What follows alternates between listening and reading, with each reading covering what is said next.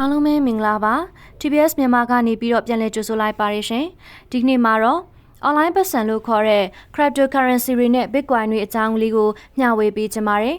မကြာခင်မှာ digital currency တွေဟာယင်းနှိမ့်မြုပ်နှံမှုတစ်ခုဖြစ်လာတော့မှာဖြစ်တဲ့အတွက်မိတ်ဆွေတို့ကိုလည်းဒီဗီဒီယိုလေးကိုအဆုံးထိလေ့လာကြည့်ရှုထားကြဖို့အတွက်တိုက်တွန်းချင်ပါတယ်ရှင်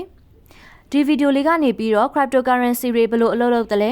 Bitcoin တစ်ခုတန်ဖိုးဘယ်လောက်ရှိသလဲ Bitcoin mining ဆိုတာဘာလဲစတဲ့အကြောင်းအရာတွေကိုသိရှိသွားမှာပဲဖြစ်ပါတယ် Cryptocurrency ဆိုတာဘာလဲ Cryptocurrency ဆိုတာကုန်ပစ္စည်းတွေနဲ့လုပ်ငန်းဝန်ဆောင်မှုအတွက် online ပေါ်မှာလဲလှယ်နိုင်တဲ့ငွေပေးချေမှုပုံစံတစ်ခုပဲဖြစ်ပါတယ်အခုဆိုရင်ကုမ္ပဏီများစွာဟာသူတို့ရဲ့ကိုယ်ပိုင်ငွေကြေးတွေကို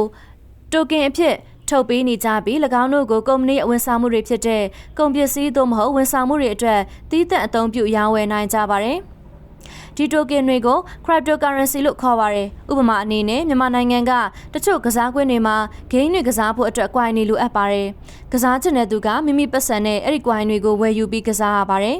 ။ cryptocurrency ဟာလည်းဒီပုံစံနဲ့သဘောတရားချင်းအတူတူပဲဖြစ်ပါတယ်ရှင်။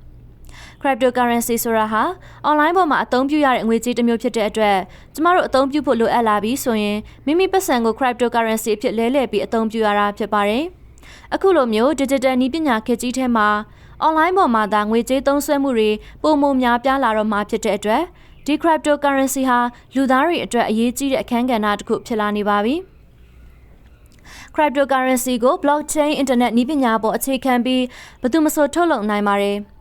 မမောင်ရဲ့ coin လှလှရဲ့ coin ဆိုပြီးဘယ်သူမှထုတ်လုပ်ဖြန့်ချိနိုင်ပါတယ်။ဒါပေမဲ့အဲ့ဒီ coin ဟာတန်ဖိုးရှိလားမလားမရှိလားဘူးလားဆိုတာကတော့သုံးစွဲသူတွေရဲ့ယုံကြည်ပေးနိုင်မှုဈေးကွက်အာမခံမှုနည်းပညာအရအာမခံမှုစတဲ့အချက်တွေနဲ့ဆုံးဖြတ်ထားပါတယ်။ဥပမာမောင်ထုတ်လုပ်လိုက်တဲ့ coin ကိုစူပါမားကတ်ကြီးတွေဈေးဆိုင်တွေလုပ်ငန်းတွေကလက်ခံတယ်။အဲ့ဒီမောင် coin နဲ့တန်ဖိုးတင်ပြီးကုန်စည်တန်ဖိုးပေးချေတာကိုလက်ခံနေဆိုရင်မောင်ရဲ့ coin ဟာတန်ဖိုးတစ်ခုဖြစ်လာတော့တာပါပဲဒါဟာအားလုံးနားလေသဘောပေါက်နိုင်တဲ့ဥပမာနဲ့ရှင်းပြပေးနေတာဖြစ်ပေမဲ့ဒီထက်ပိုပြီးလေးနက်တဲ့အကြောင်းအရာတွေကိုနားလည်ဖို့လိုအပ်ပါသေးတယ်ဒီ cryptocurrency တွေကိုဘယ်သူတွေကမှထိန်းချုပ်မထားပါဘူးဈေးနှုန်းတွေလည်းဘယ်သူမှမသတ်မှတ်ပေးထားပါဘူးဤပညာနဲ့လုံခြုံမှုအာမခံပေးနိုင်ပြီးလူတွေရဲ့ယုံကြည်မှုတွေကနေတန်ဖိုးသတ်မှတ်ပေးတာပဲဖြစ်ပါတယ်အခုချိန်မှာတော့ internet blockchain နည်းပညာပေါ်က cryptocurrency ငွေကြေးတွေကိုလူတွေအားလုံးကတညီတညွတ်တည်းလက်ခံပေးလိုက်ဖို့ခက်ခဲနေသေးတယ်ဆိုတာကိုသိရှိထားမှာပဲဖြစ်ပါတယ်။အခုပြောသွားတဲ့အထဲမှာပါဝင်တဲ့ blockchain နည်းပညာအကြောင်းနဲ့ cryptocurrency ရဲ့သဘောတဘာဝကိုပြီးခဲ့တဲ့ဗီဒီယိုလေးမှာလည်းဝေမျှထားပြီးဖြစ်တဲ့အတွက်ပုံမနားလည်နိုင်ဖို့အတွက်အဲ့ဒီဗီဒီယိုလေးကိုသွားရောက်ကြည့်ရှုလေ့လာဖို့အတွက်တိုက်တွန်းလိုက်ချင်ပါတယ်ရှင်။ cryptocurrency မျိုးစားဘယ်နှမျိုးရှိပါသလဲ။သူတို့ရဲ့တန်ဖိုးတွေကဘယ်နှမျိုးရှိသလဲဒီဘက်ခေတ်မှာတော့လူတွေကနည်းပညာအရ coin မျိုးမျိုးကိုနာမည်မျိုးမျိုးနဲ့ထုတ်လုပ်လာကြပါတယ်အဲ့ဒီထဲမှာအတူရောင် coin တွေလည်းအများအပြားရှိနေပါတယ်ဈေးကွက်သုတေသန website တစ်ခုဖြစ်တဲ့ coinmarketcap.com ရဲ့ဖော်ပြချက်အရလက်ရှိအချိန်မှာမတူညီတဲ့ cryptocurrencies အမျိုးအစား13,000ကျော်လောက်ကိုလူတွေကြားထဲမှာအယောင်အဝယ်အလွှဲပြောင်းနေပြုလုပ်နေကြပါတယ်ရှင် coinmarketcap ရဲ့လေ့လာမှုအရဈေးကွက်အရင်းနှီးအဖြစ်အကြီးမားဆုံး cryptocurrency 10 ခုရှိနေပါတယ်။အဲဒီထဲမှာ Bitcoin ဟာဈေးကွက်အရင်းနှီးဒေါ်လာ 1.1 trillion နဲ့အများဆုံးရှိနေပြီး Ethereum ဒေါ်လာ 497.6 billion Binance Coin ဒေါ်လာ 81 billion Tether ဒေါ်လာ 70.1 billion Cardano ဒေါ်လာ 66.4 billion Solana ဒေါ်လာ 59 billion XRP $49.7 billion, Polkadot $41.6 billion, Dogecoin $41.2 billion, Shiba Inu $36.5 billion တို့ဟာနံပါတ်10အတွင်းအစဉ်လိုက်ရှိနေကြတာဖြစ်ပါတယ်ရှင်။ဒီနေရာမှာ Bitcoin အကြောင်းကိုဥပမာထားပြီးရှင်းပြပေးပါမယ်။ Bitcoin ဆိုတာ cryptocurrency တွေထဲမှာပထမဦးဆုံးပေါ်ထွက်လာတဲ့ digital money ပဲဖြစ်ပါတယ်။2009ခုနှစ်မှာ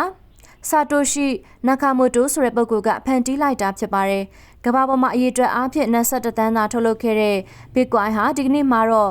1 BTC ကိုဒေါ်လာ 6,000 ဝန်းကျင်တန်ဖိုးရှိနေပါပြီ။ဒီနေ့ဧပြီလမှာဒေါ်လာ 65,000 နီးပါးအထိတန်ဖိုးရှိနေခဲ့ပါတယ်။အောက်တိုဘာလလယ်မှာတော့တန်ဖိုးပြန်တက်လာခဲ့ပြီးစံချိန်တင်အမြင့်ဆုံးဒေါ်လာ 66,000 ထက်ကိုရောက်ရှိလာခဲ့ပါတယ်။2009ခုနှစ်မှာဒီ Bitcoin တွေကို လူတွေရဲ့လက်ထဲရောက်အောင်လက်ခံလာအောင်အခမဲ့ဖြန့်ဝေတဲ့ပုံစံဒါမှမဟုတ်ဈေးဝယ်တဲ့အခါမှာ Bitcoin တွေကိုကြားညက်ပြီး credit ပြန်ပေးတဲ့အစီအစဉ်တွေနဲ့ဖြန့်ဝေခဲ့ရပါတယ်။အဲ့ဒီအချိန်တုန်းကတော့လူတွေကအလုပ်ရှုပ်ခံပြီးမယူကြပါဘူး။ Haynes ဆိုတဲ့ကွန်ပျူတာပညာရှင်တူဦးဆိုရင်အင်တာနက်ပေါ်ကရှာဖွေလို့ရတဲ့ Bitcoin တွေကိုပီဇာမုန့်တွေဝယ်စားပစ်ခဲ့ပါတယ်။ပီဇာ2ချက်ကို Bitcoin အရေးအတွက်1000နဲ့ဝယ်ယူခဲ့ရတာဖြစ်ပြီးတစ်လကို3-4ချိန်လောက်ပုံမှန်ဝယ်စားဖြစ်ခဲ့ပါတယ်။အခုချိန်မှာ1 Bitcoin ကိုဒေါ်လာ6000တန်ဖိုးရှိနေပြီဖြစ်တဲ့အတွက်ဟိန်းဝယ်စားခဲ့တဲ့ပီဇာတွေဟာကမ္ဘာပေါ်မှာဈေးအကြီးဆုံးပါပဲ။သူ့အနေနဲ့လည်းဒီလိုတန်ဖိုးရှိလာခဲ့ရင်ဝယ်စားခဲ့မှာမဟုတ်တာသိကြပါတယ်။သိမကြခင်နှစ်များမှာတော့လူတွေဟာ Bitcoin တန်ဖိုးကိုတဖြည်းဖြည်းနားလည်လာကြပြီးဝယ်ယူစုဆောင်းမှုတွေပြုလုပ်လာတဲ့အတွက် Bitcoin တန်ဖိုးဟာတဖြည်းဖြည်းနဲ့အမြင့်တက်လာခဲ့ပါတော့တယ်။အခုချိန်မှာ Bitcoin တန်ဖိုးစုစုပေါင်း21တန်းထဲမှာ 90% လောက်ကိုလူတွေကပိုင်ဆိုင်ပြီးရောင်းဝယ်သုံးစွဲနေကြပါပြီ။ကျန်တဲ့ 10% ကတော့ blockchain ပေါ်မှာကျန်ရှိနေသေးပြီး Bitcoin mining လို့ခေါ်တဲ့ internet ပေါ်မှာ Bitcoin တူးဖော်မှုတွေကနေတဆင့်အခမဲ့ရရှိနိုင်ပါတယ်။ဒါပေမဲ့ဒီတူးဖော်မှုဟာအရန်ကိုခက်ခဲပြီးအရင်းနှီးလည်းကြီးမားပါတယ်။ဒီတူးဖော်မှုကို GPU mining လို့ခေါ်ပြီးစွမ်းဆောင်ရည်မြင့်မားတဲ့ကွန်ပျူတာတွေနဲ့တွက်ချက်ဖော်ထုတ်ပြီးတူးဖော်ရတာဖြစ်ပါတယ်။ကွန်ပျူတာတွေကိုနေရာကျကျဝန်းဝန်းပေးရပြီးလျှက်စစ်ဓာတ်အားနဲ့ AAP ဆက်ပစ္စည်းတွေပါနှိမ့်ညမပြတ်သုံးစွဲပေးရတာဖြစ်တဲ့အတွက်တဘာဝပတ်ဝန်းကျင်ကိုထိခိုက်စေနိုင်တယ်လို့ဝေဖန်ခံရတဲ့အထိဖြစ်ပါတယ်။ဒီနောက်ပိုင်းမှာတော့ဒီလိုအပြင်းထန် mining ပြုလုပ်တာတွေကို short ချတဲ့အနေနဲ့လူတွေရဲ့ဖုန်းအင်တာနက်ကနေတဆင့်လွယ်လွယ်ကူကူ mining ပြုလုပ်နိုင်တဲ့ cryptocurrency တွေပေါ်ထွက်လာကြပြီးဒီနည်းပညာကိုတော့ cloud mining လို့ခေါ်ကြပါတယ်။ဒါဟာကျမတို့စီမှာလည်းခေတ်စားနေတဲ့ BTC mining, PI mining တွေဟာဒီနည်းပညာကိုအသုံးပြုနေကြတာပဲဖြစ်ပါတယ်ရှင်။ cryptocurrency တွေဟာဘာကြောင့်အရန်နာမည်ကြီးနေရလဲ။အသုံးပြုတဲ့သူတွေဟာ Bitcoin ကဲ့သို့သော cryptocurrency ကိုအနာဂတ်ရဲ့အငွေကြေးဖြစ်မြင်ကြပြီး၎င်းတို့ကိုပုံမတန်ဖိုးကြီးမလာမီတွင်အခုပင်ဝယ်ယူရန်အပြိုင်ဆိုင်စ조사နေကြပါတယ်။အချို့သောအသုံးပြုသူတွေကအချိန်ကြာလာတာနဲ့အမျှဘဏ်တွေဟာငွေကြေးဖောင်းပွားမှုမှတဆင့်ငွေတန်ဖိုးကိုကျဆင်းလာတဲ့အတွက်မိမိတို့ရဲ့ငွေကြေးစီမံခန့်ခွဲမှုတွေကိုအစိုးရတွေဘဏ်တွေကဲ့သို့ဗဟိုချုပ်ကိုင်မှုမရှိတဲ့အတွက်ကြောင့် cryptocurrency တွေကိုနှစ်သက်ကြတာပါ။ cryptocurrency ရဲ့နောက်ွယ်ကနည်းပညာဖြစ်တဲ့ blockchain technology ဟာဗဟိုချုပ်ကိုင်မှုမရှိခြင်းစီးရင်စရာများကိုတိကျစွာမှတ်သားနိုင်ပြီးပွင့်လင်းမြင်သာမှုရှိခြင်းလုံခြုံမှုအာမခံချက်ပေးနိုင်ခြင်းတို့ကြောင့်လည်းအသုံးပြုတဲ့သူတွေကဘဏ်တွေရဲ့ငွေပေးချေမှုစနစ်တွေထက်ပိုမိုယုံကြည်နှစ်သက်ကြပါတယ်။တချို့ငွေကြေးကစားသူများက cryptocurrency တွေဟာခိုင်မာမှုရှိပြီးတန်ဖိုးတက်လာခြင်းတွေကြောင့်ရေရှည်ရင်းနှီးမြှုပ်နှံမှုအတွက်စိတ်ဝင်စားကြပါတယ်။ cryptocurrency ကိုဘယ်လိုဝယ်ယူလို့ရမလဲ။ cryptocurrency တွေကိုဝယ်ယူရန်သင့်မာဒီ currency တွေကိုသိမ်းထားနိုင်တဲ့ online ပတ်စံအိတ် wallet application တစ်ခုလိုအပ်ပါတယ်။ရေပုံရအားဖြင့်သင်ဟာ exchange တစ်ခုမှာ account တစ်ခုဖန်တီးဖို့လိုအပ်ပြီး Bitcoin သို့မဟုတ် Ethereum ကဲ့သို့သော cryptocurrency တွေကိုဝယ်ယူဖို့ငွေကြေးလွှဲပြောင်းနိုင်ပါပြီ။ Bitcoin အပါအဝင်အချို့သော cryptocurrency တွေကို US ဒေါ်လာနဲ့ဝယ်ယူရရှိနိုင်ပါတယ်။